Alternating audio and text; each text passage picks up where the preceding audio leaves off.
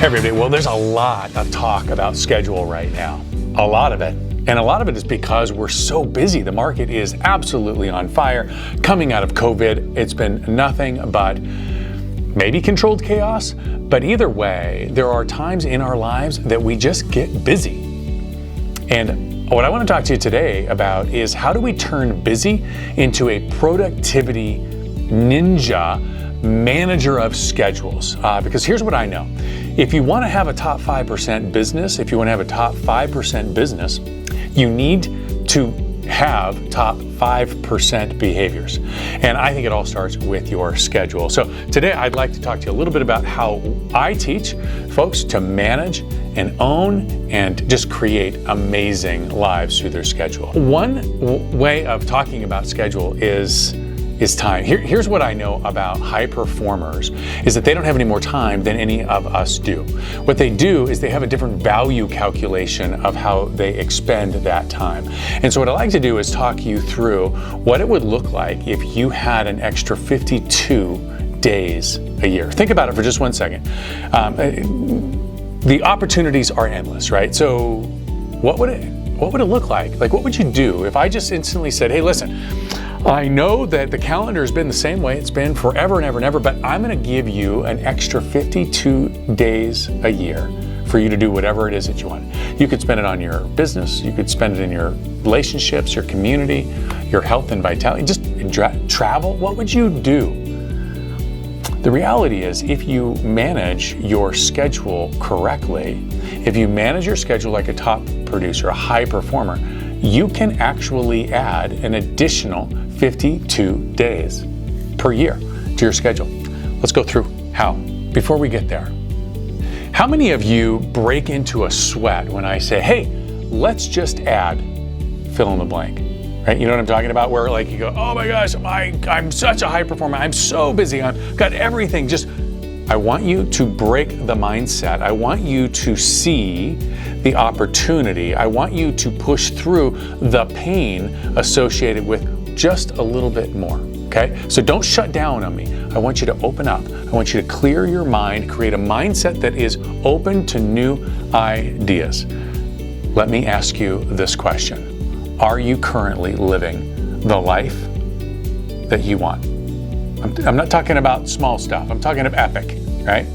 Are you currently in the relationships that you want? Do you have the business?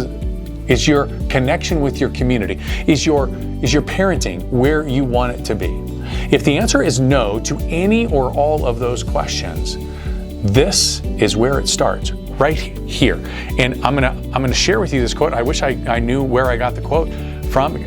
I can't give him credit, but I love it. The secret to genius is not complexity, it's simplicity.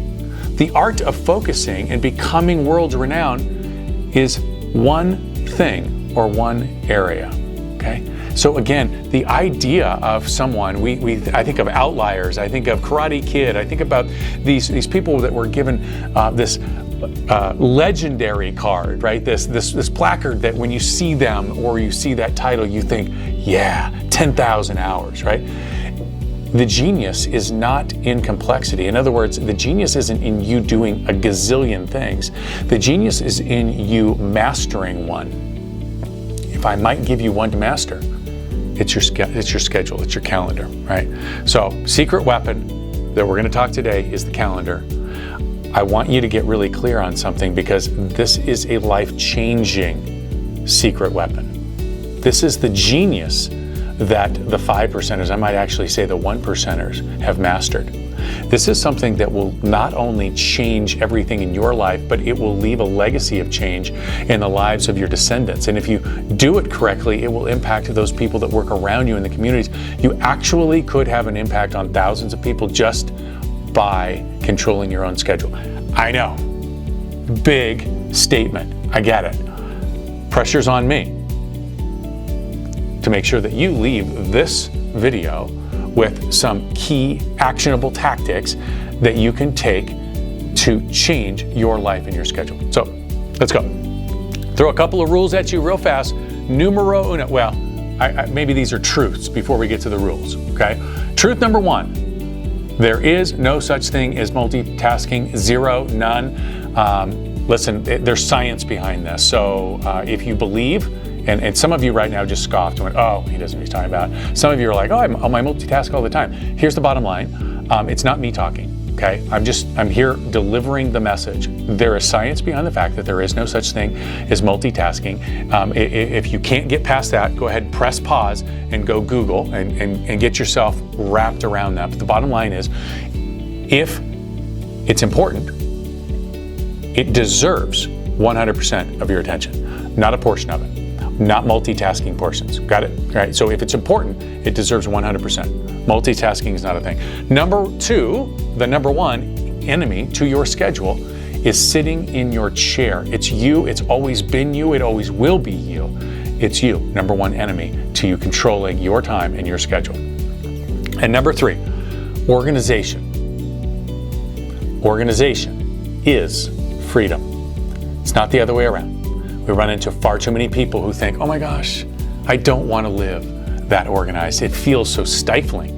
It feels so limiting to what I can do and what I'm capable of. It's actually just the opposite. And I want the analogy I want to give you so that you can really understand it. The absolute best musicians on the planet actually live in the confines of organization from a music standpoint. The reality is they've gotten so good at understanding, it's become part of their soul, part of their DNA. They're so good at it that it allows them to be to improv and allows them to create incredible music. That's the power, that's the freedom in organization. So that's number three. All right, so let's get to the rules real fast. All right, numero uno, you are not too busy. If you are one of those people who right now says, oh gosh, I'm so busy, stop it. Stop it right now.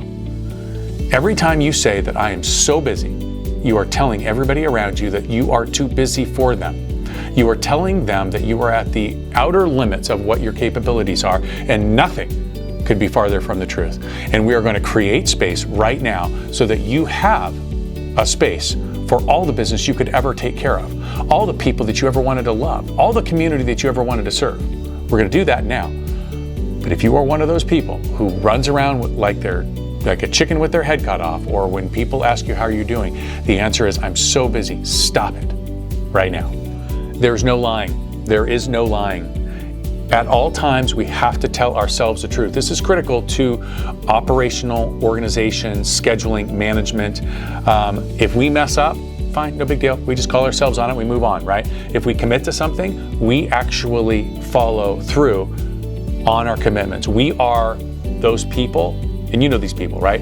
They just have minimum standards that are above others. It's their minimum, it's not a goal, it's a minimum standard, and we have the minimum standard of being a person that does what they say they're going to do, period, end of story. One of the challenges, right, that when we think about the anxiety and the overwhelm, and of course we've heard overwhelm is just another way of saying I'm underplanned. I get it.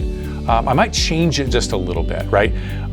Ultimately what happens, because even those of us that have been incredibly organized and planned ultimately get to a place where we feel the anxiety and the overwhelm. I'm not saying that's you, and I'm not saying you're the other person. That's going to be you. Remember, no lying. We tell ourselves the truth. But here's the thing. Oftentimes what it is that we just haven't yet learned how to outgrow ourselves.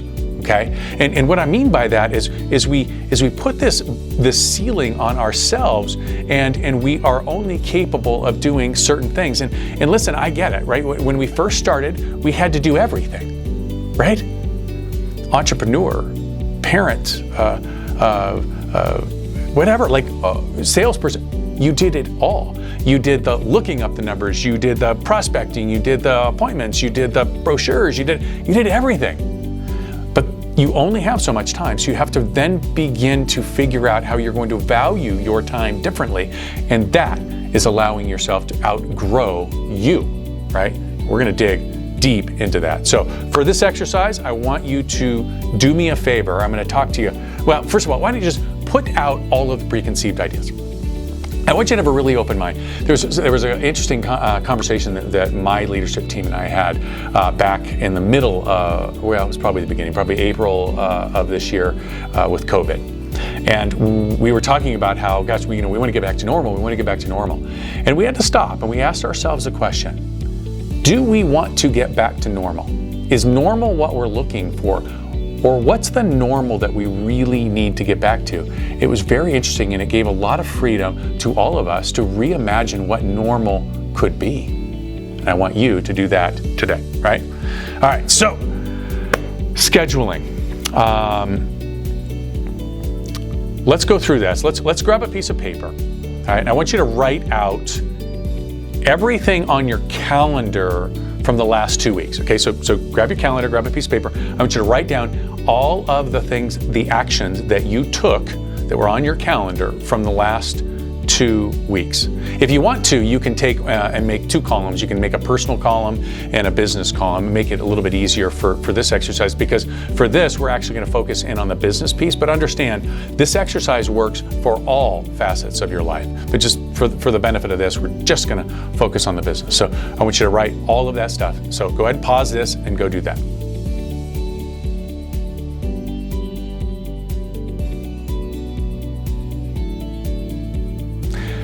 All right, so hopefully you're back now. What we're going to do now is we're going to go through and I want you to ask the question, and you're going to put 2 different marks next to each item on the paper that you have created. Which of these actions does not get me closer to the business that I want to have? Put an X next to it, all right? And then if it is something that actually is serving you and it is getting you closer, I want you to put a circle next to that one, right? So X for the ones that are not serving and not getting you closer, a circle next to the ones that are getting you closer to the business that you want. Go ahead and pause, and when you're done with that, come on back. All right, welcome back. Now, the next is we want to add any of the items that we absolutely know need to get done, but they just haven't made the list. You know what I'm talking about, right? They're the things that you know you're going to need to get done in order to have the business or the life that you want to have, right? So what are those items? Let's go ahead and add those to the list, and we'll make sure we put a circle next to those, because those are things that get us closer to our goal. Go ahead and pause and come back when you're ready. All right, well, welcome back. So now what I'd like you to do is next to each of the items that have circles next to them, I want you to write the time required to complete that task. In a perfect world, you're just saying, hey, listen, if you want to do it by a week, this is how many minutes or hours I need to allocate to that each week. Or if you want to do it, like 3 days a week for 30 minutes, whatever works for you. All right. So go ahead and pause this and come back.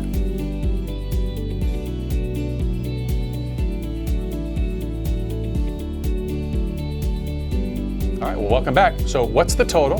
How many hours total?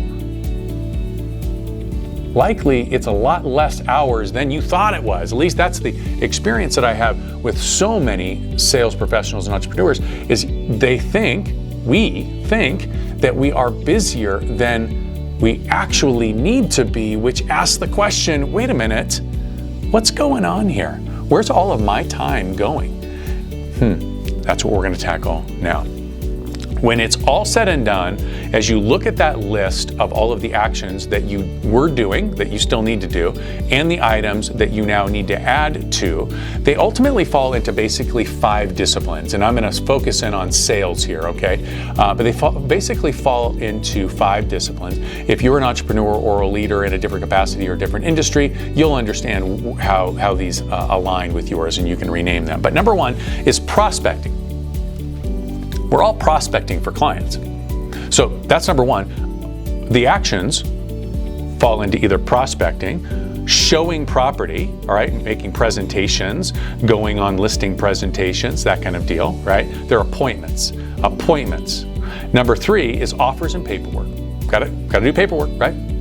prepare agreements, sign agreements, releases, etc., right? Education, we always have to be sharpening our sword. That's the whole point. So we've got to be pouring into ourselves, whether that be through license, continuing education, whether it be through certifications, or whether it be through coaching, skill set training, all of those things got to be getting smarter, brighter, better. And then last is marketing. Marketing to others, telling them about our product or service, right?